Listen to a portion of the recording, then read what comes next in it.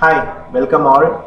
So നിങ്ങൾക്കറിയാം, കേരളത്തിൽ +2 പഠനം പൂർത്തിയാക്കിയ ഒട്ടുമിക്ക വിദ്യാർത്ഥികളുടെയും ഫ്യൂച്ചർ ഡിസൈഡ് ചെയ്യുന്ന രണ്ട് പ്രധാനപ്പെട്ട എക്സാമിനേഷൻസ് ആണ് കീമും നീറ്റും. അപ്പോൾ ഈ രണ്ട് എക്സാമിനേഷൻസും എങ്ങനെ എളുപ്പത്തിൽ ക്രാക്ക് ചെയ്യാമെന്നും അതിൻ്റെ ക്വസ്റ്റ്യൻ പാറ്റേൺ എന്താണെന്നും നമുക്ക് നോക്കാം. Okay, so listen. അതിൽ ആദ്യമായി Kerala engineering architecture and medical examination, അതിനെയാണ് നമ്മൾ കീം എൻട്രൻസ് എക്സാമിനേഷൻ 2021 എന്ന് പറയുന്നത്. അപ്പോൾ എന്തിനാണ് ഒരു സ്റ്റുഡൻറ്റ് +2 കേരളത്തിൽ +2 പഠിച്ച ഒരു സ്റ്റുഡൻറ്റ്, +2 കഴിഞ്ഞ ഒരു സ്റ്റുഡൻറ്റ് എന്തിനാണ് അത് അപ്ലൈ ചെയ്യുന്നതെന്ന് ചോദിച്ചാൽ, for these courses engineering architecture means B architecture, ഇതെല്ലാം വിശദമായി നമുക്ക് നോക്കാം. Then medicine related courses ആയ MBBS, PDS, ആയുഷ് കോഴ്സസ് ആയ ആയുർവേദ, ഹോമിയോ, സിദ്ധ, യുനാനി, അതുപോലെ agriculture, forestry, veterinary, fisheries, then pharmacy also, B farm also. നമ്മൾ ഈ കോഴ്സുകൾ പഠിക്കാൻ, കേരളത്തിൽ പഠിക്കാൻ ആഗ്രഹമുള്ള ഏതൊരു സ്റ്റുഡൻറ്റും കീം എൻട്രൻസ് എക്സാം അപ്ലൈ ചെയ്തേ പറ്റത്തുള്ളൂ. Now, ഞാൻ കുറച്ച് പോയിന്റ്സ് ഇവിടെ എഴുതിയിട്ടുണ്ട്. സോ ലിസൺ, നിങ്ങൾക്ക് ഒരു ശ്രദ്ധിക്കേണ്ട പോയിന്റ്സ് എന്ന് വെച്ചാൽ, ഒരു സ്റ്റുഡൻറ് ഇപ്പോൾ ഫാർമസി കോഴ്സ് ആണ് എയിം ചെയ്യുന്നതെന്ന് കരുതാം. He or she wants to study B Pharm in Kerala. കേരളയിൽ അദ്ദേഹത്തിന് ബി ഫാം പഠിക്കാൻ ആഗ്രഹമുണ്ടെങ്കിൽ കീം എൻട്രൻസ് എക്സാമിനേഷന്റെ ക്വസ്റ്റ്യൻ പാറ്റേൺ ഞാൻ പറഞ്ഞുതരാം, വിശദമായി നമ്മൾ നോക്കും. അതിൽ പേപ്പർ 1ഉം പേപ്പർ 2ഉം ഉണ്ട്. കീം പേപ്പർ 1 ആയ ഫിസിക്സ് ആൻഡ് കെമിസ്ട്രി മാത്രം എഴുതിയാൽ മതി. ശ്രദ്ധിച്ച് കേൾക്കണം, physics and chemistry KEAM paper 1 മാത്രം എഴുതിയാൽ മതി. പേപ്പർ 2 ആയ മാത്തമാറ്റിക്സ് എഴുതേണ്ട കാര്യം അവർക്കില്ല. ആർക്കാണ്? ബി ഫാം എയിം ചെയ്യുന്ന കുട്ടികൾക്ക്. Now, ഏതെങ്കിലും ഒരു സ്റ്റുഡന്റ് ബി ആർക്കിടെക്ചർ കോഴ്സ് അല്ലെങ്കിൽ ആർക്കിടെക്ചർ കോഴ്സ്, അതായത് ബി ആർക്കിടെക്ചർ കോഴ്സ് പഠിക്കാൻ ആഗ്രഹമുള്ളവർ, വളരെ സ്കോപ്പുള്ള ഒരു കോഴ്സാണ്, അത് പഠിക്കാൻ ആഗ്രഹമുള്ളവർ നാറ്റ എൻട്രൻസ് നിർബന്ധമായും ക്ലിയർ ചെയ്തിരിക്കണം. അവരുടെ ക്വാളിഫയിങ് എക്സാമിനേഷൻ എന്ന് പറയുന്നത് national aptitude test in architecture തന്നെയാണ്. പക്ഷേ അവർക്ക് കേരളത്തിൽ ബി ആർക്കിടെക്ചർ പഠിക്കണമെങ്കിൽ അവർ കീം എക്സാം അപ്ലൈ ചെയ്യണം. നാറ്റ ക്വാളിഫൈ ചെയ്യുന്നതിനോടൊപ്പം കീം എക്സാം അപ്ലൈ ചെയ്യണം. അത് നോക്കണം. നാറ്റ എൻട്രൻസ് എക്സാമിനേഷന്റെ ഇത്തവണ 2021 due to this covid situation 2 ഘട്ടം ആയിട്ടാണ് നടത്തുന്നത്. അതിൽ ഒരെണ്ണം കഴിഞ്ഞു, April 10 എന്തോ ആയിരുന്നു എക്സാം. നെക്സ്റ്റ് ജൂണിൽ ഷെഡ്യൂൾ ചെയ്തിട്ടുണ്ട്. ഇനി മെഡിക്കൽ കോഴ്സസ് എയിം ചെയ്യുന്ന സ്റ്റുഡൻസ്, അതായത് MBBS, BDS, അതുപോലെ തന്നെ BHMS, ഹോമിയോ, ആയുർവേദ, സിദ്ധ, യുനാനി പോലത്തെ കോഴ്സുകൾ എയിം ചെയ്യുന്ന ഒരു സ്റ്റുഡൻറ്, അവരുടെ ക്വാളിഫയിങ് എക്സാമിനേഷൻ ആണ് NEET exam, national eligibility cum entrance test. അത് വളരെ ഡീറ്റെയിൽ ആയിട്ട് നമ്മൾ നോക്കും. അപ്പോൾ അവിടെയും ശ്രദ്ധിക്കേണ്ട ഒരു കാര്യം, കേരളത്തിൽ ഒരു ഗവൺമെന്റ് മെഡിക്കൽ കോളേജിൽ പഠിക്കണം എന്ന ആഗ്രഹമുണ്ട്, അല്ലെങ്കിൽ കേരളത്തിൽ ഒരു മെഡിക്കൽ കോളേജിൽ പഠിക്കണം എന്ന ആഗ്രഹമുള്ള ഒരു സ്റ്റുഡൻറ്, അയാൾ എന്തായിരിക്കണം? അദ്ദേഹം എന്തായാലും കീം എക്സാം അപ്ലൈ ചെയ്തേ പറ്റത്തുള്ളൂ. നീറ്റ് ക്വാളിഫൈ ചെയ്യണം, അതിനോടൊപ്പം കീം എൻട്രൻസ് എക്സാമിനേഷൻ അവർ അപ്ലൈ ചെയ്തിരിക്കണം. ഇനി നമുക്ക് ഏതൊരു എക്സാം പഠിക്കുമ്പോഴും അതിൻ്റെ എക്സാം പാറ്റേൺ എന്താണ്, അതിൻ്റെ സിലബസ് എന്താണെന്ന് കൃത്യമായി ഒരു ഔട്ട്ലൈൻ ഉണ്ടായിരിക്കണം.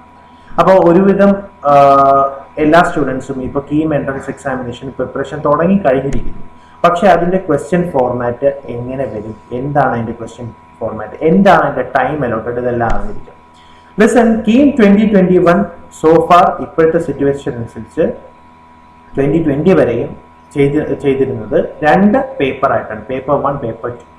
2021 അത് ഫോളോ ചെയ്യാൻ തന്നെയാണ് പ്ലാൻ. അതായത് പേപ്പർ 1, പേപ്പർ 2 ആയിട്ട് നടത്തുന്നു. പേപ്പർ 1 എന്ന് പറയുന്നത് physics and chemistry.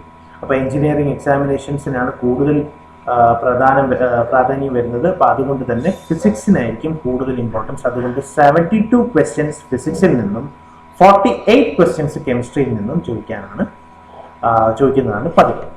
So total 120 questions ആണ് വരുന്നത്. അവിടുത്തെ ടൈം അലോട്ടഡ് എന്ന് പറയുന്നത് 150 മിനിറ്റ്സേ ഉള്ളൂ. അതിൻ്റെ അർത്ഥം വളരെ ശ്രദ്ധിക്കേണ്ട കാര്യമാണ്, 120 ക്വസ്റ്റ്യൻസ് ഉണ്ട്, 150 മിനിറ്റേ ഉള്ളൂ.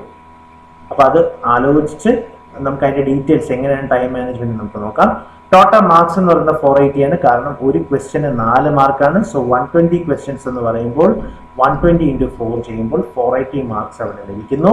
പേപ്പർ 2 സിമിലർലി തന്നെയാണ്, വേറൊരു ദിവസമായിരിക്കും, തൊട്ടടുത്ത ദിവസമായിരിക്കും സാധാരണ നടക്കാറ്. മാത്തമാറ്റിക്സ് ആണ് സബ്ജക്ട് 2, ഏറ്റവും പ്രധാനപ്പെട്ട സബ്ജക്റ്റ് ആണ്. മാത്തമാറ്റിക്സിനും total number of questions is 120 and your time allotted is 115 minutes. അവിടെയും ടോട്ടൽ മാർക്ക് 480 ആണ്. സോ ഔട്ട് ഓഫ് 960 നമ്മൾ എടുക്കും. Clear?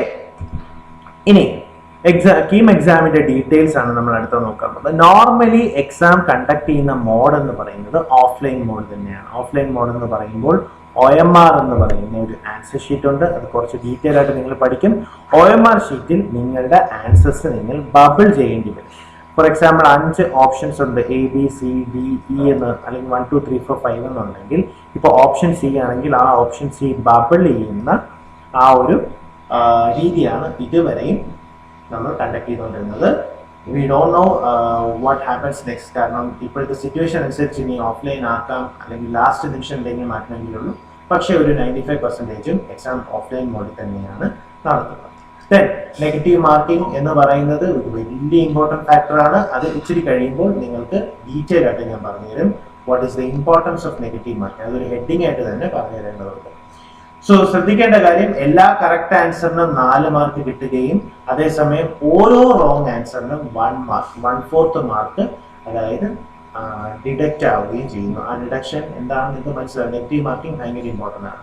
Then rank list prepare ചെയ്യുന്നത് നിങ്ങൾക്കറിയാം. ടീമിന്റെ മാർക്സ് നോക്കും. ടോട്ടൽ 960 മാർക്സ് നേരത്തെ പറഞ്ഞു. ആ 960ൽ എത്ര മാർക്ക് കിട്ടി? സേ ഒരു സ്റ്റുഡന്റിന് 720 മാർക്സ് കിട്ടിയെന്ന് കരുതുക. അയാളുടെ ആ ഒരു മാർക്കും പ്ലസ് അയാളുടെ +2ന്റെ മാർക്ക്, ഫിസിക്സ് കെമിസ്ട്രി മാത്സിൽ +2ൽ അയാൾക്ക് ലഭിച്ച മാർക്കും കൂടി നോർമലൈസ് ചെയ്താണ് ഒരു റാങ്ക് ലിസ്റ്റ് പബ്ലിഷ് ചെയ്യുന്നത്. സോ കീം എൻട്രൻസ് എക്സാമിനേഷന്റെ മാർക്ക് വളരെ ഇമ്പോർട്ടൻ്റ് ആണ്. ദെൻ നിങ്ങൾക്കറിയാം കീം എക്സാം നടത്തുന്നത്, കണ്ടക്ട് ചെയ്യുന്നത് commissioner of entrance examination CEE കേരളയാണ്. സോ എൻ്റെ രജിസ്ട്രേഷനും ഡീറ്റെയിൽസും അവരുടെ ഒഫീഷ്യൽ സൈറ്റായ www.cee.kerala.gov.in ൽ നിങ്ങൾക്ക് നോക്കിക്കഴിഞ്ഞാൽ കിട്ടും.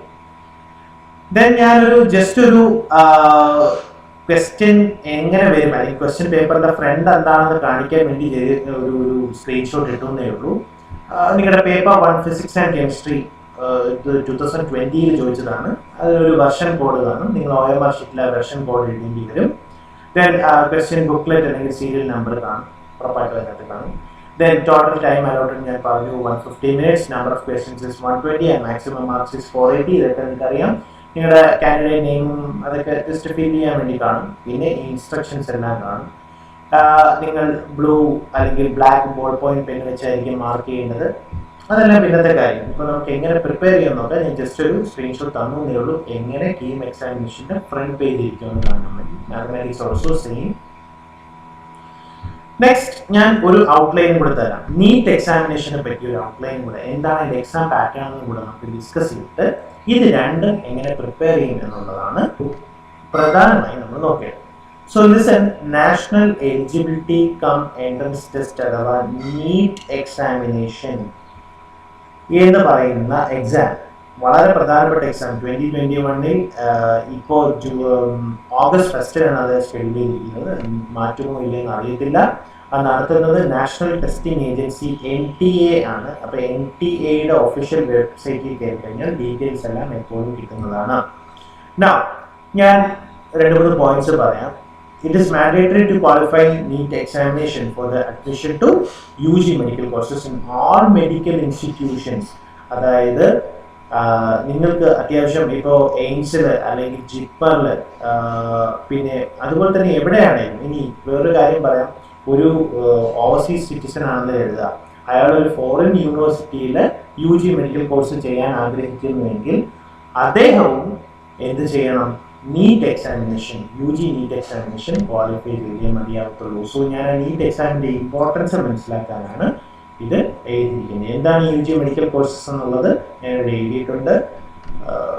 നേരത്തെ നമ്മൾ ഡിസ്കസ് ചെയ്തതാണ്. ഓക്കെ, നീറ്റ് എക്സാം പാറ്റേണും കീം എക്സാം പാറ്റേണും ഞാൻ ഒരുമിച്ച് പറഞ്ഞു തരാനുള്ള കാരണം അതിന്റെ വ്യത്യാസം നിങ്ങൾ മനസ്സിലാക്കണം. NEET exam is conducted as a single examination. ഒരു ദിവസത്തെ എക്സാം ആണ്, 2 പേപ്പറായിട്ടല്ല കണ്ടക്ട് ചെയ്യുന്നത്. ടോട്ടൽ എത്ര മാർക്കാണ് നീറ്റ് എക്സാമിനുള്ളത്, എന്താണ് അതിന്റെ സബ്ജക്ട് ഡിവിഷൻ എന്ന് നോക്കാം. ഫിസിക്സിൽ നിന്ന് 45 ക്വസ്റ്റ്യൻസ്, കെമിസ്ട്രിയിൽ നിന്ന് 45 ക്വസ്റ്റ്യൻസ് ആൻഡ് ബയോളജിയിൽ നിന്ന് 90 questions and obviously botany and zoology 45 each ആയിരിക്കും നോർമലി വരുന്നത്. സോ ടോട്ടലി ഈ 90 പ്ലസ് 90 180 ക്വസ്റ്റ്യൻസ് ആണ് നിങ്ങൾക്ക് നീറ്റ് എക്സാമിന് വരുന്നത്. ആൻഡ് പ്ലീസ് ലിസൺ, 180 ക്വസ്റ്റ്യൻസിന് അലോട്ട് ചെയ്ത ടൈം എന്ന് പറയുന്നത് 180 മിനിറ്റ്സ് ആണ്. സോ ഒരു ക്വസ്റ്റ്യന് 1 മിനിറ്റേ ഉള്ളൂ. നേരത്തെ കീമിന് അങ്ങനെയല്ല, 120 ക്വസ്റ്റ്യൻസ് ആയിരുന്നു, 150 മിനിറ്റ്സ് ആയിരുന്നു. അപ്പോൾ ഒരു മിനിറ്റിന് 1.15 മിനിറ്റ്സ് എങ്കിലും, ഒരു ക്വസ്റ്റ്യന് 1.15 മിനിറ്റ്സ് അവൈലബിൾ ആയിരുന്നു. ഇവിടെ അങ്ങനെയല്ല, 1 മിനിറ്റ് per one question. ആ ഒരു കോൺസെപ്റ്റിൽ നമുക്ക് ഇവിടെ പോകാൻ പറ്റുള്ളൂ നീറ്റ് എക്സാമിനേഷൻ. നീറ്റ് എക്സാമിനേഷന്റെ ഡീറ്റെയിൽസിലോട്ട് കിടക്കുവാണെങ്കിൽ അതിന്റെ എക്സാം നടക്കാൻ ചാൻസ് ഉള്ളത് ടെന്റേറ്റീവ് ഡേറ്റ് എന്ന് പറയുന്നത് ഓഗസ്റ്റ് 1 തന്നെയാണ്. പിന്നെ അവരുടെ ഒഫീഷ്യൽ സൈറ്റിൽ ഇപ്പോഴും നോട്ടിഫിക്കേഷൻ കിടക്കുന്നത് exam mode pen and paper മോഡിൽ തന്നെയാണ്, ഓഫ്ലൈൻ ആയിരിക്കും എന്നാണ് പറയുന്നത്. എക്സാം ഡ്യൂറേഷൻ പറഞ്ഞു, negative marking same as KEAM. 4 mark correct ആൻസറിന് കിട്ടുന്നു, 1 mark will be deducted for each or wrong answer. Rank list prepare ചെയ്യുന്നത് 2 റാങ്ക് ലിസ്റ്റ് പ്രിപ്പയർ ചെയ്യും. ഇപ്പോൾ ഞാൻ ഒരു സ്റ്റുഡൻ്റ് ആണ്, ഞാൻ കേരളയിൽ പഠിച്ച ഒരു സ്റ്റുഡൻ്റ് ആണ്. അപ്പോൾ എനിക്ക് 2 റാങ്ക് ലിസ്റ്റ് കാണും. ഒന്ന് എനിക്ക് ഓൾ ഇന്ത്യ റാങ്ക് ലിസ്റ്റും കാണും, എനിക്ക് സ്റ്റേറ്റ് റാങ്ക് ലിസ്റ്റും കാണും. അപ്പോൾ സ്റ്റേറ്റ് റാങ്ക് ലിസ്റ്റ് എന്ന് പറയുമ്പോൾ കേരള, ഇപ്പോൾ എനിക്ക് കേരളയിൽ ഒരു റാങ്ക് ലിസ്റ്റ് കാണും, ഓൾ ഇന്ത്യ റാങ്ക് ലിസ്റ്റ് കാണും. അപ്പോൾ കേരളയിൽ എനിക്ക് ഗവൺമെന്റ് മെഡിക്കൽ കോളേജസിൽ പഠിക്കണമെങ്കിൽ ഞാൻ ഉറപ്പായിട്ട് കീമും അപ്ലൈ ചെയ്തിരിക്കണം. ആ പോയിന്റ് ഞാൻ ഓൾറെഡി പറഞ്ഞു കഴിഞ്ഞു. കീം അപ്ലൈ ചെയ്ത് എനിക്ക് ഈ ലിസ്റ്റ് വരും. കീം അപ്ലൈ ചെയ്തില്ലെങ്കിൽ എനിക്ക് ഓൾ ഇന്ത്യ ലിസ്റ്റ് മാത്രമേ വരത്തുള്ളൂ. ഓൾ ഇന്ത്യ കോട്ടയിൽ 15%, സ്റ്റേറ്റ് കോട്ടയിൽ 85%. So C the importance of applying KEAM examination. So വളരെ ശ്രദ്ധിക്കണം. സ്റ്റേറ്റ് കോട്ടയിൽ 85% റാങ്ക് ലിസ്റ്റിൽ വരുന്നു. ഓൾ ഇന്ത്യ, ഇപ്പൊ എനിക്കൊരു ഓൾ ഇന്ത്യ റാങ്ക് ചിലപ്പോൾ 700 വരുന്നു, സ്റ്റേറ്റ് റാങ്ക് എനിക്ക് 115 വരും. അപ്പൊ അങ്ങനെ 2 റാങ്ക് ലിസ്റ്റ് പാരലലായിട്ട് എനിക്ക് നീറ്റ് എക്സാമിനെ പറ്റിയുള്ള കുറച്ച് ഡീറ്റെയിൽസ് ആണ്. അതായത് ഒരു ക്വസ്റ്റ്യൻ പേപ്പർ ഒരാൾക്ക്, ഒരു സ്റ്റുഡന്റ്, ഒരു കാൻഡിഡേറ്റിന് ഓപ്റ്റ് ചെയ്യാനായിട്ട് 11 ഡിഫറെന്റ് ലാംഗ്വേജസ് ഉണ്ട്. നിങ്ങൾക്ക് പക്ഷെ അൺഫോർച്ചുനേറ്റ്ലി മലയാളം എന്ന് പറയുന്ന ലാംഗ്വേജ് അതിനകത്തില്ല. സോ ഇംഗ്ലീഷും ഹിന്ദിയുമാണ് അതിനകത്ത് മെയിനായിട്ട് വരുന്ന ലാംഗ്വേജ്. അതുപോലെ തന്നെ 11 ഡിഫറെന്റ് ലാംഗ്വേജസിൽ അവൈലബിൾ ആണ് ക്വസ്റ്റ്യൻ പേപ്പർ. പിന്നെ നീറ്റ് എക്സാമിനേഷൻ എഴുതാനായിട്ട് ഒരു പ്രത്യേകിച്ചൊരു അപ്പർ ഏജ് ലിമിറ്റ് ഇല്ല എന്നുള്ളതാണ്. അതായത് ഇപ്പോൾ 35 ഇയേഴ്സ് ആയിട്ടുള്ള ഒരാൾക്കും നീറ്റ് എക്സാം എഴുതാം എന്നുള്ളൊരു റൂളാണ് ഇപ്പോൾ നിലവിലുള്ളത്. എക്സാം കണ്ടക്ട് ചെയ്യുന്നത് ഞാൻ നേരത്തെ പറഞ്ഞു, നാഷണൽ ടെസ്റ്റിംഗ് ഏജൻസിയായ NTA ആണ്. സോ അതിന്റെ ഒഫീഷ്യൽ സൈറ്റ് ഞാൻ ഇവിടെ തന്നിട്ടുണ്ട്. ഡീറ്റെയിൽ സിലബസ് കിട്ടാനായിട്ടാണ് MCI, അതായത് മെഡിക്കൽ കൗൺസിൽ ഓഫ് ഇന്ത്യയുടെ സൈറ്റിൽ കയറിയാൽ മതി. അതല്ല രജിസ്ട്രേഷൻ ഡീറ്റെയിൽസിനാണെങ്കിൽ NTA സൈറ്റോ NTA NEET.nic.in കയറിയാൽ മതി. ഇനി നമ്മൾ വളരെ ശ്രദ്ധിച്ച്, അല്ലെങ്കിൽ നമുക്ക് ഏറ്റവും ഇമ്പോർട്ടൻ്റ് ആയിട്ടൊരു സെക്ഷനാണ് നമ്മൾ പഠിക്കാൻ പോകുന്നത്. അത് എങ്ങനെയാണ് നമ്മൾ ഈ കീമും നീറ്റും പ്രിപ്പയർ ചെയ്യുന്നത്. നിങ്ങളിപ്പോൾ ക്വസ്റ്റ്യൻ പാറ്റേൺ മാത്രം കണ്ടു, ചെറിയൊരു ഔട്ട്ലൈൻ മാത്രം ഞാൻ പറഞ്ഞു തന്നു. ഇനി എങ്ങനെയാണ് ഈ എക്സാമിനേഷൻ നമ്മൾ പ്രിപ്പയർ ചെയ്യേണ്ടത്?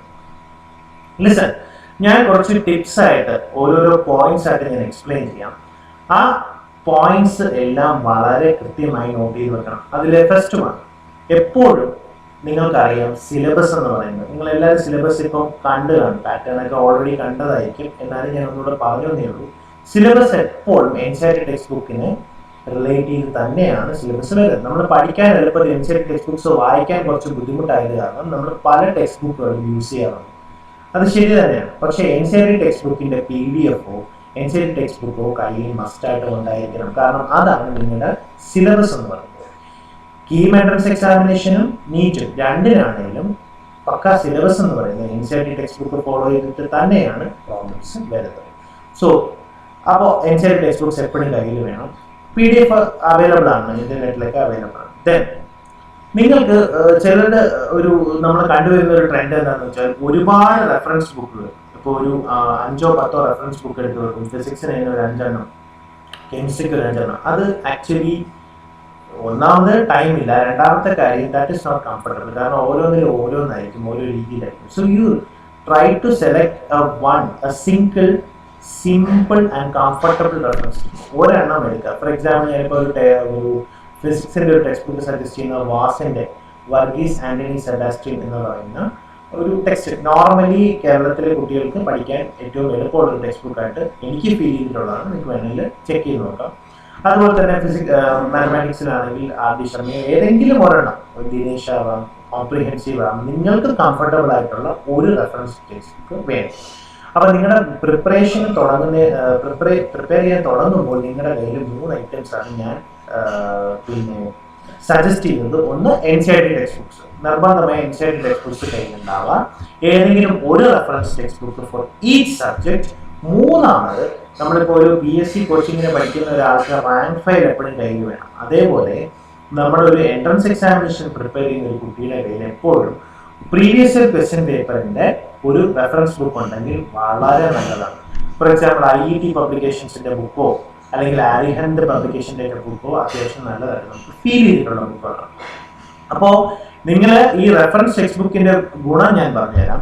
നിങ്ങളിപ്പോൾ ഞാനൊരു ചാപ്റ്റർ പഠിക്കുകയാണ്, സേ ഒരു ഗ്രാവിറ്റേഷൻ എന്ന് പറയുന്ന ചാപ്റ്റർ പഠിക്കുകയാണ്, അല്ലെങ്കിൽ ഗ്രാവിറ്റേഷൻ, ഫിസിക്സിൽ ഗ്രാവിറ്റേഷൻ എന്ന് പറയുന്ന ചാപ്റ്റർ പഠിക്കുകയാണ്. അപ്പോൾ ഞാൻ what I usually do is we study that chapter and do the questions. ഇപ്പോൾ 2020 മുതലുള്ള ബാക്കിലോട്ട് ചെയ്യണം. 2020, 2019 അങ്ങനെ 2010 വരെ അറ്റ്ലീസ്റ്റ് 10 ഇയേഴ്സിൽ ഗ്രാവിറ്റേഷനിൽ എന്ത് ചോദ്യം ചോദിച്ചുള്ളൂ, ഗ്രാവിറ്റേഷനിൽ ചോദിച്ചിട്ടില്ല. അതല്ല നോർമലി എല്ലാവരും ക്വസ്റ്റ്യൻ പേപ്പർ വർക്കൗട്ട് ചെയ്യാന്ന് പറഞ്ഞാൽ ചെയ്യുന്നത് ഒരു 2019 ക്വസ്റ്റ്യൻ പേപ്പർ എടുത്ത് ക്വസ്റ്റ്യൻ നമ്പർ 1 മുതൽ 120 വരെ ചെയ്യും. അത് തെറ്റാണ്. അത് ചെയ്യാം, ഏറ്റവും ലാസ്റ്റ് ഡേ ചെയ്യാം.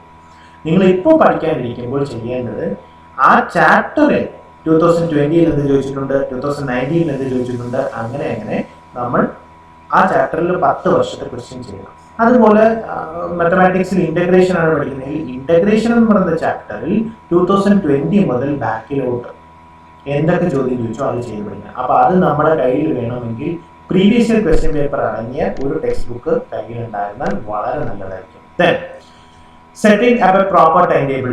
യൂഷ്വലി എല്ലാ ടീച്ചേഴ്സും എല്ലാവരും നിങ്ങളോട് പേരൻസ് വരെ ഉപദേശിക്കുന്ന ഒരു കാര്യമാണ് ടൈം ടേബിൾ അനുസരിച്ച് പഠിക്കുക. പക്ഷെ മിക്കവർക്കും അറിയത്തില്ല how to set a time table. Normally എല്ലാവരും ചെയ്യുന്ന ഒരു പരിപാടിയുണ്ട്, അതെങ്ങനെയാണെന്ന് ഞാൻ പറഞ്ഞുതരാം. നോർമലി എല്ലാവരും ചെയ്യുന്നതെന്ന് വെച്ചാൽ രാവിലെ 6 മണിക്ക് മാത്സ്, 7 മണിക്ക് മാത്സിൽ അല്ലെങ്കിൽ മാത്സിൽ ഡിഫറൻസിയേഷൻ, 7 മണിയാകുമ്പോൾ അതിന്റെ പ്രോബ്ലം, 8 മണിയാകുമ്പോൾ അതിന്റെ അങ്ങനെ ഒരു ദിവസം ഫുൾ 29th മെയ് എന്ന് പറയുന്നത് കംപ്ലീറ്റ്ലി നമ്മൾ മാത്സിന് വേണ്ടി, 30th എന്ന് പറയുന്നത് നമ്മൾ ഫിസിക്സിന് വേണ്ടി, ഇങ്ങനെ ഒരു രീതിയിൽ ടൈം ടേബിൾ സെറ്റ് ചെയ്യുന്ന ആൾക്കാരുണ്ട്. അത് തെറ്റാണ്. കാരണം നമ്മൾ മീൻസ് അങ്ങനെ ചെയ്യുന്നത് തെറ്റാണെന്നല്ല ഞാൻ പറഞ്ഞത്. അങ്ങനെ ചെയ്താൽ വളരെ എഫക്റ്റീവ് ആകാനുള്ള ചാൻസസ് കുറവാണ്. കാരണം ഞാൻ അതിന്റെ എക്സ്പ്ലനേഷൻ തരാം. നിങ്ങൾ എക്സാം എഴുതുമ്പോൾ എല്ലാ സബ്ജക്റ്റും ഒരുമിച്ചാണ് എഴുതുന്നത്. ഞാൻ കണ്ടു കീം എക്സാം ആണെങ്കിൽ 2 ഡേയിൽ നടത്തുമെന്ന് പറഞ്ഞാലും paper 1 comprises of physics and chemistry, paper 2 mathematics ആണ്. നീറ്റിലാണെങ്കിലും ബയോളജി ഉൾപ്പെടുന്ന ഒരു ക്വസ്റ്റ്യൻ പാറ്റേൺ ആണ് നിങ്ങൾക്കുള്ളത്. അപ്പൊ എന്ത് ചെയ്യണം, നിങ്ങൾ എല്ലാ സബ്ജക്റ്റും കൂടെ ഒരുമിച്ച് ഒരു ദിവസമാണ് എഴുതുന്നത്. അപ്പോൾ നിങ്ങൾ you must practise those question papers, അല്ലെങ്കിൽ practise to write that exam in such a way that നിങ്ങൾ പഠിക്കുന്ന ടൈമിലും അതുപോലെ ടൈം ടേബിൾ സെറ്റ് ചെയ്യണം. അതായത് നിങ്ങൾ ടൈം ഇത്ര 6 മണിക്ക് എന്ന് പറഞ്ഞാൽ 6 മണിക്ക് ചിലപ്പോൾ എഴുന്നേൽക്കാൻ പറ്റിയില്ല, 7 മണിക്ക് എഴുന്നേൽക്കുന്നെങ്കിൽ ഉടനെ ഡെസ്പ് ആവുകയും പിന്നെ എനിക്ക് ചെയ്യാൻ പറ്റുന്നില്ല, എനിക്ക് പഠിക്കാൻ പറ്റില്ല, ഇന്നത്തെ ടൈം ടേബിൾ പോയി, അങ്ങനെ ഒന്നും വിചാരിക്കരുത്.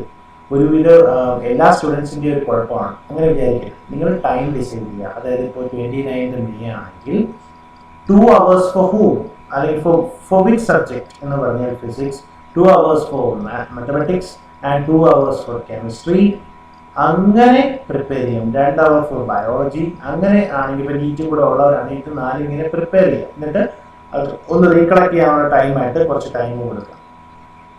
അപ്പോൾ ഇതിൽ ഏതെങ്കിലും 2 hour, നിങ്ങൾ 8 മണിക്കാണ് എഴുന്നേൽക്കുന്നതെങ്കിൽ പ്രിഫറബിളി രാവിലെ എഴുന്നേൽക്കുക എന്ന് എല്ലാവരും പറയും. ഓരോരുത്തരുടെ റുട്ടീനാണ്. 8 മണിക്കാണ് എഴുന്നേൽക്കുന്നതെങ്കിൽ 8 to 10 പഠിക്കുക, ഫിസിക്സ് പഠിക്കുക, ദെൻ മാത്സ് പഠിക്കുക, ദെൻ നമ്മൾ അതിന്റെ റീകളക്ട് ചെയ്യുക, റിവിഷൻ ഒക്കെ പിന്നത്തെ ടൈം. ക്ലിയർ? അപ്പോൾ എല്ലാ ദിവസവും അതാണ് ഞാൻ പറഞ്ഞ schedule the time table in such a way that at least 1 topic from each subject is covered daily. Okay, എല്ലാ സബ്ജക്റ്റിന്റെയും ഒരു ടോപ്പിക് എങ്കിലും ഒരു ദിവസം കവർ ചെയ്തിരിക്കണം. പിന്നെ ഈ ഒരു scheduling 1 or 2 days in a week for revision എന്ന് പറയുന്നത് ഒരു ചെറിയ പോയിന്റ് അല്ല. നിങ്ങൾ ടൈം ടേബിൾ സെറ്റ് ചെയ്യുമ്പോൾ പ്രത്യേകം ശ്രദ്ധിക്കുക, മൺഡേ ട്യൂസ്ഡേ മുതൽ ഒന്നുകിൽ ഫ്രൈഡേ വരെ അല്ലെങ്കിൽ സാറ്റർഡേ വരെ, അക്കോർഡിംഗ് ടു യുവർ കാലിബർ. അത് നിങ്ങൾക്ക് അറിയാവും. 5 ദിവസം, ആഴ്ചയിൽ 5 ദിവസം അല്ലെങ്കിൽ 6 ദിവസം നിങ്ങൾ പഠിക്കണം. ഒരു ദിവസം മസ്റ്റായിട്ട് അറ്റ്ലീസ്റ്റ് 1 or 2 days, ഞാനാണെങ്കിൽ 2 ദിവസം റിവിഷൻ കൊടുക്കും. പഠിച്ച കാര്യം വൃത്തിയായിട്ട് റിവൈസ് ചെയ്യാനായിട്ട് നമ്മൾ അടുത്ത ദിവസം യൂട്ടിലൈസ് ചെയ്യും. ക്ലിയർ? ദെൻ ഇനി എല്ലാം വളരെ ഇമ്പോർട്ടൻറ്റ് കാര്യങ്ങളാണ് പറയാൻ പോകുന്നത്. നിങ്ങൾ ഒരു കാര്യം മനസ്സിലാക്കണം, പല രീതിയിൽ കോച്ചിങ്, ഇപ്പം നമ്മൾ പഠിപ്പിക്കുന്ന കുറേ കാര്യങ്ങൾ കാണും, ടീച്ചേഴ്സ് കുറേ കാര്യങ്ങൾ പറഞ്ഞു തരും, നിങ്ങൾ യൂട്യൂബ് നോക്കി കുറേ കാര്യങ്ങൾ പഠിക്കും, ഇതെല്ലാം ഉണ്ട്. അല്ലെങ്കിൽ കോച്ചിങ്ങിന് അറ്റൻഡ് ചെയ്യുന്നവർക്ക് കോച്ചിങ് കിട്ടി, അത് ഞാൻ പഠിച്ചു കഴിഞ്ഞു, രാവിലെ മുതൽ ഉച്ച വരെ പഠിക്കുമായിരുന്നു അമ്മേ, കാരണം എനിക്ക് ഇത്രയും നേരം ക്ലാസ് ആയിരുന്നു. ശരിയാണ്, ഇത്രയും നേരം ക്ലാസ് ആയിരുന്നെങ്കിലും ആ ക്ലാസ്സിൽ കിട്ടിയ സംഭവം എങ്ങനെ നമ്മൾ സെൽഫായിട്ട് പഠിക്കുന്നു, നമ്മുടെ സ്വന്തം നോട്ട് ഉണ്ടാക്കി, that importance of self study, അത് നിങ്ങൾ ആഫ്റ്റർ അറ്റൻഡിങ് എനി ക്ലാസ്, അത് നമ്മൾ തരുന്ന കോച്ചിങ് ആണെങ്കിലും നിങ്ങൾ സ്വന്തമായിട്ട് യൂട്യൂബിൽ നോക്കി ഒരു സാറിൻ്റെയോ ഒരു ടീച്ചറിൻ്റെയോ വീഡിയോ കണ്ടിട്ടാണെങ്കിലും സ്വന്തമായി പഠിച്ചാൽ മാത്രമേ ഈ എൻട്രൻസ് എക്സാം ക്രാക്ക് ചെയ്യാൻ പറ്റുള്ളൂ എന്നുള്ള സത്യം മനസ്സിലാക്കുക. ദെൻ അതിനുവേണ്ടി കുറച്ച് ഐഡിയാസും കാര്യങ്ങളും ഞാൻ പറഞ്ഞുതരാം. നിങ്ങൾ സ്ഥിരമായി കേൾക്കുന്നതാണ് ഫ്ലാഷ് നോട്ട്സ് പ്രിപ്പയർ ചെയ്യുക. അതായത് ഈ ഫ്ലാഷ് നോട്ട് പ്രിപ്പയർ ചെയ്യാന്ന് പറഞ്ഞാൽ അത് എക്സ്പ്ലെയിൻ ചെയ്ത് തരാം. നോർമലി നോട്ട് പ്രിപ്പയർ ചെയ്യാന്ന് പറഞ്ഞാൽ എല്ലാവരും ചെയ്യുന്നതെന്ന് വെച്ചാൽ ഒരു ചാപ്റ്റർ എടുക്കുന്നു, അത് പ്രൊജക്ടൈൽ എന്ന് പറഞ്ഞ ചാപ്റ്റർ എടുക്കുന്നു, അല്ലെങ്കിൽ 1 dimensional മോഷൻ പ്രൊജക്ടൈൽ എടുക്കുന്നു, അല്ലെങ്കിൽ ഡിഫറൻഷിയേഷൻ എടുക്കുന്നു, അല്ലെങ്കിൽ കെമിസ്ട്രിയിൽ ഒരു എസ് ബ്ലോക്ക് എടുക്കുന്നു. ഏത് ചാപ്റ്റർ എടുത്താലും നിങ്ങൾ ആ ചാപ്റ്റർ എടുത്തിട്ട് എസ് ബ്ലോക്കിനെ പറ്റി കംപ്ലീറ്റ് ഡീറ്റെയിൽസ് എഴുതുക. അല്ലെങ്കിൽ പ്രൊജക്ടൈൽ എന്ന് പറഞ്ഞാൽ projectile is thing which is thrown in air, അങ്ങനെയല്ല ഫ്ലാഷ് നോട്ട് പ്രിപ്പയർ ചെയ്യുന്നത്.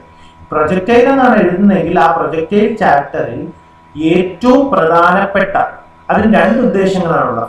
ഫ്ലാഷ് നോട്ട്സിന് 2 ഉദ്ദേശങ്ങളാണുള്ളത്. പല കളേഴ്സിൽ നിങ്ങൾക്ക് അവൈലബിൾ ആണ്, സ്റ്റിക്കി നോട്ട്സ് അവൈലബിൾ ആണ്. അപ്പം നിങ്ങൾക്ക് കുറച്ച് പഠിക്കാൻ ഇൻട്രസ്റ്റിംഗ് ആയിട്ട് അങ്ങനെയൊക്കെ ചെയ്യാം. അതൊക്കെ വേറെ ഓപ്ഷൻസ് ആണ്. പ്രൊജക്ടൈൽ എന്ന് പറഞ്ഞ ചാപ്റ്ററിലുള്ള ഏറ്റവും ഇമ്പോർട്ടൻറ്റ് ഫോർമുല, ഫോർ എക്സാമ്പിൾ ഇപ്പോൾ ഓർക്കുകയാണെങ്കിൽ ടൈം ഓഫ് ഫ്ലൈറ്റിന് ഒരു ഫോർമുലയുണ്ട്, ദെൻ ഹൊറിസോണ്ടൽ റേഞ്ചിന് ഒരു ഫോർമുലയുണ്ട്, ഹൈറ്റിന് ഒരു ഫോർമുലയുണ്ട്, ഹൊറിസോണ്ടൽ റേഞ്ചിന് ഒരു ഫോർമുലയുണ്ട്. ഇനി ഇവരെല്ലാം കൂടി ഡിസൈഡ് ചെയ്യുന്ന GT² = 8h = 4r tan θ എന്ന് പറയുന്ന ഫോർമുല. അപ്പൊ ഞാൻ ഈ പറഞ്ഞത് ഇങ്ങനെ ഒരു 3 ഫോർമുലയും അവരെല്ലാം കൂടി തമ്മിൽ കണക്ട് ചെയ്യുന്ന ഫോർമുലയുമാണ് ആ ചാപ്റ്ററിന്റെ ഏറ്റവും ഇമ്പോർട്ടൻസ് ആണ്. അപ്പൊ ഇത് മാത്രമേ അവിടെ കാണാവൂ. അപ്പൊ നിങ്ങൾ ചെയ്യേണ്ടത് ഇത് ഇത്രയും എഴുതി വെച്ചിട്ട് നിങ്ങൾ റിവിഷൻ സമയത്ത് ടൈം ഓഫ് ഫ്ലൈറ്റ് വേണ്ടിയിട്ട് കുറച്ച് ഗ്യാപ്പ് ഇടണം. അല്ലെങ്കിൽ അതാണ് ഇമ്പോർട്ടൻറ്റ്. ഫ്ലാഷ് നോട്ട് പ്രിപ്പയർ ചെയ്യുമ്പോൾ വളരെ സൂക്ഷിക്കേണ്ടത് time of flight, height, range എന്ന് മാത്രമേ ഹെഡിങ് കാണാവൂ. ഇതുപോലും അടുത്ത പേജിൽ അല്ലെങ്കിൽ അതിൻ്റെ പുറം പേജിൽ എഴുതണം. അതിൻ്റെ കാരണം ഞാൻ പറഞ്ഞുതരാം. റിവിഷൻ സമയത്ത് ഒരിക്കലും എടുത്തിട്ട് ടൈം ഓഫ് ഫ്ലൈറ്റിന്റെ ഫോർമുല ഇതാണ്, റേഞ്ചിന്റെ ഫോർമുല ഇതാണ്, GT² അങ്ങനെ പഠിക്കരുത്. റിവിഷൻ സമയത്ത് ടൈം ഓഫ് ഫ്ലൈറ്റ് എന്ന ഹെഡിങ് മാത്രമേ നിങ്ങൾ കാണാവൂ. ആ ഹെഡിങ് നോക്കിയിട്ട് ഓർത്ത് നോക്കണം, എനിക്ക് എന്തെങ്കിലും whether I could memorize those formulas, എനിക്കത് ഓർത്തെടുക്കാൻ പറ്റുന്നുണ്ടോ എന്ന് ഞാൻ ആലോചിക്കും. ടൈം ഓഫ് ഫ്ലൈറ്റ് ഒത്തിരി നേരം ആലോചിക്കുമ്പോഴേക്കും ചിലപ്പോൾ 2u sin θ/g എന്നൊരു ഫോർമുല കിട്ടുന്നത്, ചിലപ്പോൾ കിട്ടത്തില്ല. കിട്ടിയില്ലെങ്കിൽ തിരിച്ചു നോക്കണം.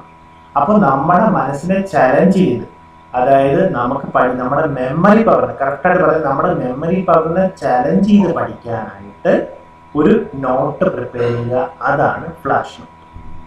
ക്ലിയർ ആണെന്ന് വിശ്വസിക്കുക. പിന്നെ ഞാനൊരു കേൾക്കുമ്പോൾ നിങ്ങൾക്കൊരു ചിരി വരുന്ന ഒരു കാര്യമായിരിക്കാം, പക്ഷേ ഇത് ഇയാൾ എന്തൊക്കെ പറയുന്നതെന്ന് തോന്നും. എന്നാലും ഞാൻ എഫക്റ്റീവ് ആണ് എന്ന് ഉറപ്പ് തരുന്ന ഒരു കാര്യമാണ് പറയുന്നത്.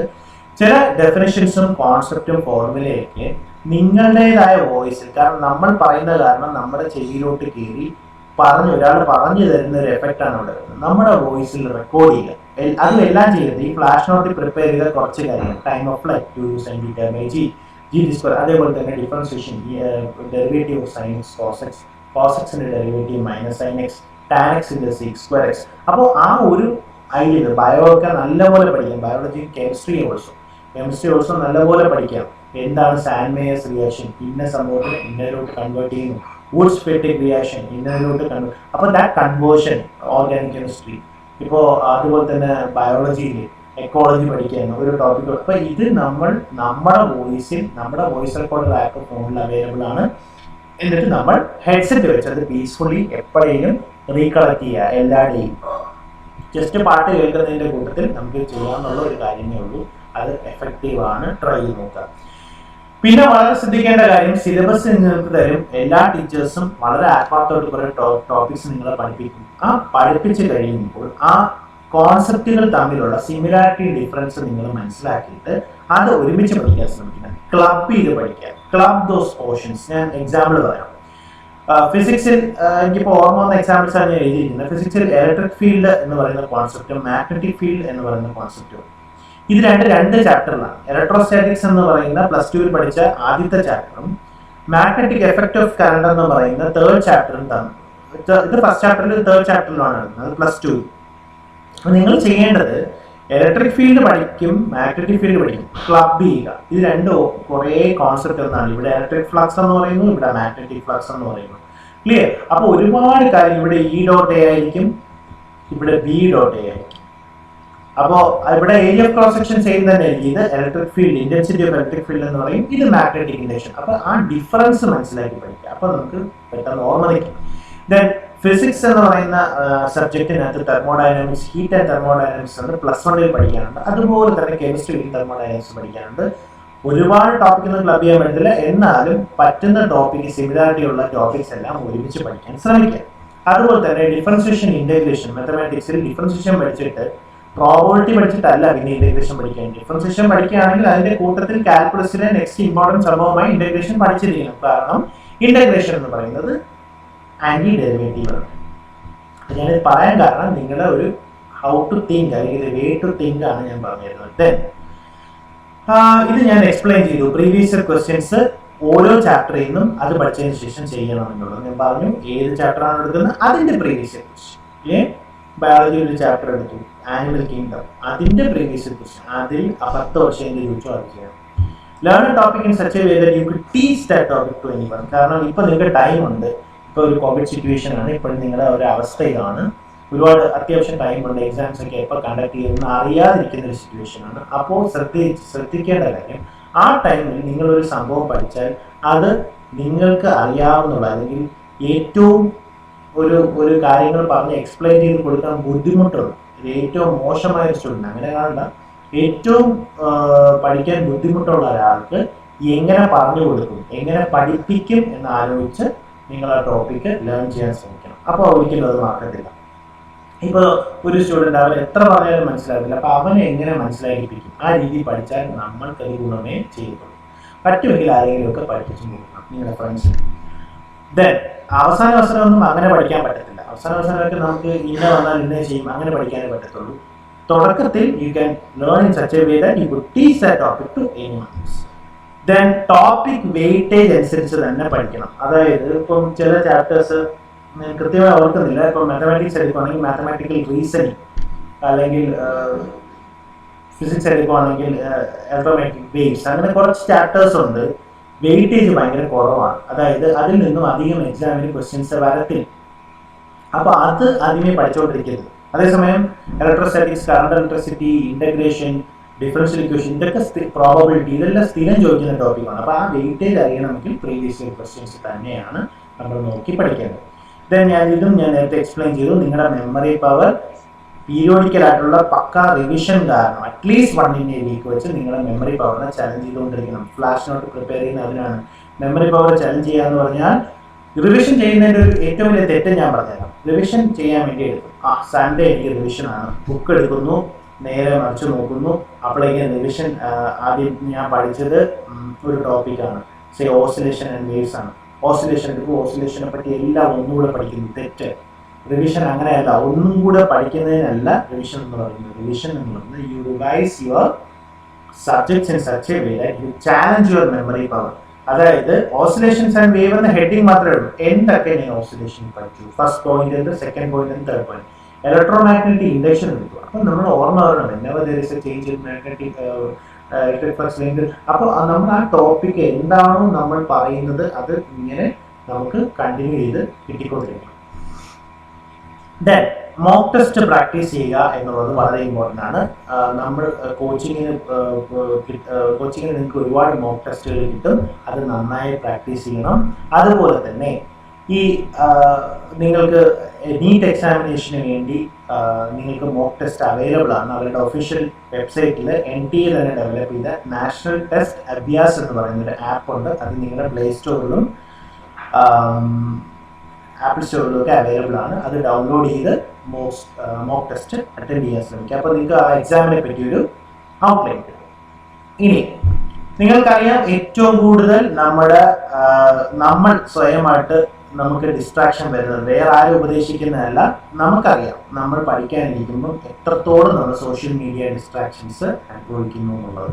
അതായത് നമ്മൾ പഠിച്ചുകൊണ്ടിരിക്കുമ്പോഴായിരിക്കും പെട്ടെന്നൊരു മെസ്സേജ് വരുന്നത്, ഗ്രൂപ്പിൽ മെസ്സേജ് വരുന്നത്, പെട്ടെന്നൊരു ട്രോൾ കാണും. ആ ട്രോളിന് നമ്മൾ തിരിച്ച് മറുപടി കൊടുക്കുന്നു, ചിരിക്കുന്ന സ്മൈലി കൊടുക്കുന്നു, സ്റ്റിക്കേഴ്സ് കൊടുക്കുന്നു, ഫേസ്ബുക്ക് എടുത്ത് നോക്കുന്നു, പല പരിപാടികളും ചെയ്യുന്നു, പാട്ട് കേൾക്കുന്നതൊക്കെ പിന്നത്തെ കാര്യം. അപ്പോൾ ഈ ഫേസ്ബുക്ക്, വാട്സാപ്പ് പോലത്തെ സോഷ്യൽ മീഡിയ ഡിസ്ട്രാക്ഷൻസ് 100% നമ്മുടെ പഠിത്തത്തിൽ നിന്നും നമ്മുടെ ഫോക്കസ് നഷ്ടപ്പെടുത്തും. അപ്പൊ അതിനുവേണ്ടി നമുക്കറിയാം, ആ ഫോണൊന്നും മാറ്റി വെച്ചാൽ തീരാന്നുള്ള കാര്യമേ ഉള്ളൂ. പക്ഷെ നമ്മൾ അറിയാതെ നമ്മൾ അതിലോട്ട് ഡിസ്ട്രാക്റ്റഡ് ആവുന്ന സമയത്ത് 1-2 ആപ്ലിക്കേഷൻസ് അല്ലെങ്കിൽ സൈറ്റുകളുണ്ട്. സ്റ്റേ ഫോക്കസ്ഡ് എന്ന് പറഞ്ഞ്, കീപ് മീ ഔട്ട് എന്നൊക്കെ പറഞ്ഞ ആപ്ലിക്കേഷൻസ് ഉണ്ട്. അപ്പൊ അതിൽ നിങ്ങൾക്ക് ഒരു പർട്ടിക്കുലർ ടൈം സെറ്റ് ചെയ്യാം. ഇതൊന്നും ഉപയോഗിക്കേണ്ടെന്നല്ല പറഞ്ഞു, 100% ഇതൊക്കെ ഉപയോഗിക്കണം. 24 മണിക്കൂറുണ്ട്. അതിൽ നിങ്ങൾ 10 മണിക്കൂർ പഠിച്ചാലും പിന്നെയും 14 മണിക്കൂറുണ്ട്. 7 മണിക്കൂർ ഉറങ്ങുവാണെങ്കിൽ തന്നെ പിന്നെയും 7 മണിക്കൂറുണ്ട്. So you have plenty of time to use your social media and use your own way to distract from studies. പഠിത്തത്തിൽ നിന്ന് മാറി വേറെ എന്തെങ്കിലും ആക്കാനായിട്ട് നിങ്ങൾക്ക് ഇഷ്ടംപോലെ ഐഡിയാസും സമയവും ഒത്തിരി ഉണ്ട്. അപ്പൊ അതിന് നിങ്ങൾ മനസ്സിലാക്കേണ്ട കാര്യം, ഈ ഡിസ്ട്രാക്ഷൻസിന് ഒരു പർട്ടിക്കുലർ ടൈം സെറ്റ് ചെയ്യുക. ക്ലിയർ? അപ്പൊ ഇതുപോലത്തെ ആപ്ലിക്കേഷൻസ് യൂസ് ചെയ്തിട്ട് ഇത്ര എമൗണ്ട്, ഇത്ര ടൈം, സേ ഒരു 1 hour ഞാൻ യൂസ് ചെയ്തിട്ടുള്ളൂങ്കിൽ 1 hour കഴിഞ്ഞാൽ പിന്നെ ആ സൈറ്റിലോട്ട് കയറാൻ സമ്മതിക്കത്തില്ല. ക്ലിയർ? ദെൻ ഫുഡ് നന്നായി കഴിക്കണം, ഞാൻ പറയേണ്ട കാര്യമില്ല. പ്രിപ്പറേഷനിൽ ഏറ്റവും ഇമ്പോർട്ടൻ്റ് കാര്യമാണ് അറ്റ്ലീസ്റ്റ് 6 അല്ലെങ്കിൽ 7 hours ഡെയിലി കിടന്ന് ഉറങ്ങണം. ശ്രദ്ധിക്കുക, എല്ലാത്തിനേക്കാളും വലുത് സെൽഫ് കോൺഫിഡൻസ് ആണ്. ഇത് ഞാൻ പറയാൻ കാരണം, ലാസ്റ്റ് ഫൈനൽ എക്സാം എടുക്കാറാവുന്ന സമയത്ത് നിങ്ങൾ മനസ്സിലാക്കേണ്ടത്, നീ എന്ത് പഠിക്കുന്നു, നീ ഇപ്പോഴാണെങ്കിലും ശരി, ഇപ്പോൾ ടീച്ചർ ഒരു ടോപ്പിക് ഇന്ന് പഠിപ്പിച്ചു, ആ ടോപ്പിക്ക് പഠിച്ചിട്ട് നീ അത് വരുമോ, ടീച്ചർ പഠിപ്പിച്ച് ശരിയാണോ, ഇതൊക്കെ വരാൻ ചാൻസ് ഉണ്ട്, ഇതൊക്കെ പഠിച്ചിട്ട് കാര്യമുണ്ട്. കാരണം അവര് പറഞ്ഞു തരുന്നതോ നമ്മളത് ഇൻടേക്ക് ചെയ്യുന്നതോ എന്ത് കാര്യമാണെങ്കിലും നമ്മൾ പഠിക്കുന്ന എന്ത് ടോപ്പിക്കോ അത് എക്സാമിന് വരുമെന്ന് വിശ്വസിച്ച് പഠിക്കും. ഈ വരില്ല എന്ന് വിശ്വസിച്ച് അല്ലെങ്കിൽ നമ്മൾ കോൺഫിഡൻസ് ഇല്ലാതിരുന്നിട്ട് പ്രത്യേകിച്ച് ഗുണമൊന്നുമില്ലല്ലോ. So you be confident that everything you study will somehow help you in life. അങ്ങനെ വിചാരിച്ച് തന്നെ പഠിക്കുക. ദെൻ ഇനി എക്സാം എഴുതിക്കൊണ്ടിരിക്കുമ്പോൾ എന്തൊക്കെ ശ്രദ്ധിക്കണം, അതിലൂടെ കഴിഞ്ഞാൽ നമ്മുടെ പരിപാടി കഴിയും. So exam writing the examination. അപ്പോൾ നിങ്ങൾ എക്സാം എഴുതിക്കൊണ്ടിരിക്കുമ്പോൾ, ഞാൻ കീം എക്സാം ആണ് എഴുതുന്നത് അല്ലെങ്കിൽ നീറ്റ് എക്സാം ആണ് എഴുതുന്നത്, എല്ലാ ക്വസ്റ്റ്യൻസും 120 ക്വസ്റ്റ്യൻസ് ഫ്രം കീമും 180 ക്വസ്റ്റ്യൻസ് ഫ്രം നീറ്റും കംപ്ലീറ്റ് ആയിട്ട് കെയർഫുള്ളി ഒബ്സർവ് ചെയ്യണം. ഇപ്പോൾ ബയോളജിയിലൊക്കെ ഏറ്റവും സിമ്പിൾ ആയിട്ടൊരു ടോപ്പിക്കൊക്കെ ലാസ്റ്റ് ചിലപ്പോൾ 192 ക്വസ്റ്റ്യനിലായിരിക്കും ചോദിക്കുന്നത്. ക്ലിയർ? അല്ലെങ്കിൽ 178 ക്വസ്റ്റ്യൻ. അപ്പം നമുക്ക് അറിയത്തില്ല എത്രാമത്തെ ക്വസ്റ്റ്യനാണ് എളുപ്പം, എത്രാമത്തെ ക്വസ്റ്റ്യനാണ് പാടുന്നത്. നിങ്ങൾക്ക് ആ ക്വസ്റ്റ്യൻ പേപ്പർ പാറ്റേൺ ഞാൻ കാണിച്ചു തന്നു. ക്വസ്റ്റ്യൻ പേപ്പറിന്റെ ഫ്രണ്ട് പേജ് കാണിച്ചപ്പോൾ വെർഷൻ കോഡ് ഉണ്ട്. അപ്പോൾ ഈ വെർഷൻ കോഡ് അനുസരിച്ച് ഈസി ക്വസ്റ്റ്യനും ഡിഫിക്കൽട്ട് ക്വസ്റ്റ്യനും കൂടെ മിക്സ്ഡ് ആയിട്ടായിരിക്കും വരുന്നത്. അപ്പോൾ എല്ലാ ക്വസ്റ്റ്യനും വായിക്കണം. Make sure that you don't miss out any easy questions. Time management while writing the exam is really important. ഞാൻ പ്രത്യേകിച്ച് പറയേണ്ട കാര്യമില്ല. നീറ്റ് എക്സാമിന് ഒരു ക്വസ്റ്റ്യന് 1 മിനിറ്റ് ആണുള്ളത്. 1 minute per 1 question for NEET examination and കീമിനാണെങ്കിൽ 1.15 minutes. ഒരു ക്വസ്റ്റ്യൻ സോൾവ് ചെയ്തുകൊണ്ട് ഒരുപാട് സമയം കളയരുത്. മാക്സിമം നമുക്ക് അറിയാവുന്നല്ലോ. അപ്പോൾ ക്വസ്റ്റ്യൻ പേപ്പർ കിട്ടുമ്പോൾ തന്നെ നിങ്ങൾക്ക് പെട്ടെന്ന് ചെയ്യാൻ പറ്റുന്ന ഡയറക്റ്റ് ക്വസ്റ്റ്യൻസ്, അതായത് 30 സെക്കൻഡിന് മുമ്പ് ചെയ്യാൻ പറ്റുന്ന ക്വസ്റ്റ്യൻസ് ആയിട്ടും, അതല്ല പ്രോബ്ലംസ് ചെയ്ത് കുറച്ച് സമയം എടുക്കും, 2 minutes കഴിഞ്ഞേ കിട്ടുകയുള്ളൂ എന്ന് പറയുന്ന ചില ക്വസ്റ്റ്യൻസ് ഉണ്ട്. അതിനെയും 2 ആയിട്ട് കാറ്റഗറൈസ് ചെയ്യുക, എന്നിട്ട് സോൾവ് ചെയ്യാൻ ശ്രമിക്കുക.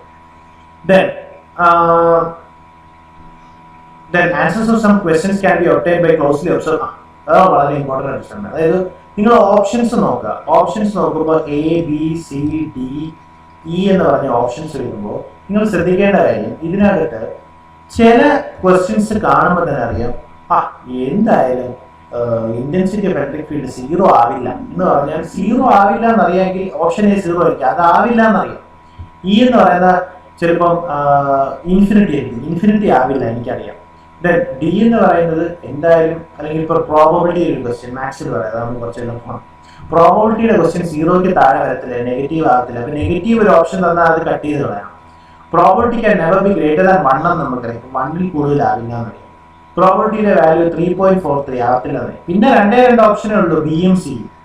അപ്പൊ നിങ്ങൾ ബാക്കി 3 ഓപ്ഷനും കൺസേൺ ആവേണ്ട കാര്യമില്ല. അപ്പൊ ഓപ്ഷൻ ശ്രദ്ധിച്ച് നോക്കി കഴിഞ്ഞാൽ നിങ്ങൾക്ക് പല ക്വസ്റ്റ്യന്റെയും ആൻസേഴ്സ് കിട്ടാൻ പറ്റും. അതുപോലെ ബയോളജി, നീറ്റ് എക്സാമിനേഷൻ, കെമിസ്ട്രി, ഒരുപാട് മാത്സ് ദ ഫോളോയിങ് ഒക്കെ വരും.